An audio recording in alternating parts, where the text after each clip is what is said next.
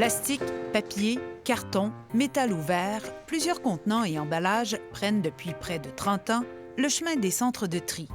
Dans cette jungle de matières diverses, savons-nous vraiment ce qui se recycle ou pas? Il y a plusieurs centres de tri qui desservent nos municipalités. Donc, selon quel centre de tri va nos matières, les matières acceptées ne sont pas tout à fait les mêmes. Il y a des bases, par contre. Est-ce que c'est un contenant, est-ce que c'est un emballage ou un imprimé? Si on répond non à une ou l'autre des questions, il y a un grand doute. Est-ce que ça va aller dans le bac de recyclage?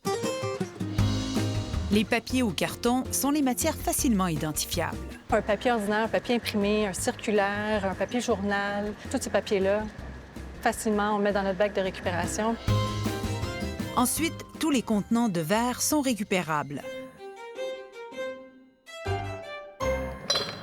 Il y a des technologies qui se développent pour recycler le verre, pas en refaisant des bouteilles de verre, mais en les réintégrant dans d'autres procédés, dans du béton, dans faire du sable, dans du paillis de verre, dans des meubles aussi avec d'autres matières. Donc, on a trouvé quand même une autre vie au verre qui est en train de se développer présentement.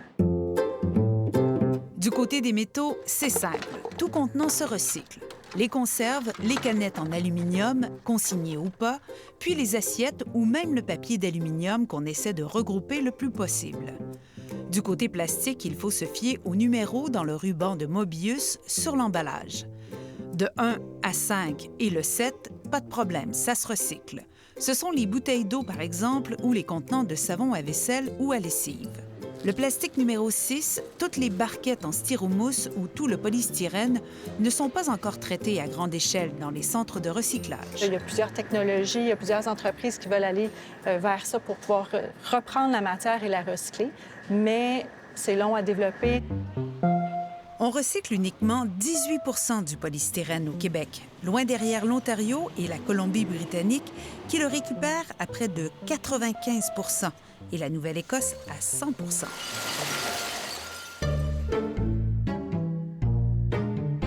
Si certaines matières recyclables sont somme toute assez évidentes à reconnaître, d'autres laissent perplexes. Aussitôt qu'il y a du papier, même s'il y a un petit peu de plastique, là, moi, je dis, on le met tout de suite dans le bac de récupération. Ça ici, c'est vraiment juste 2 papiers, aucun problème. Où on peut se poser plus de questions, c'est dans ces genres de nouveaux emballages en plastique-là.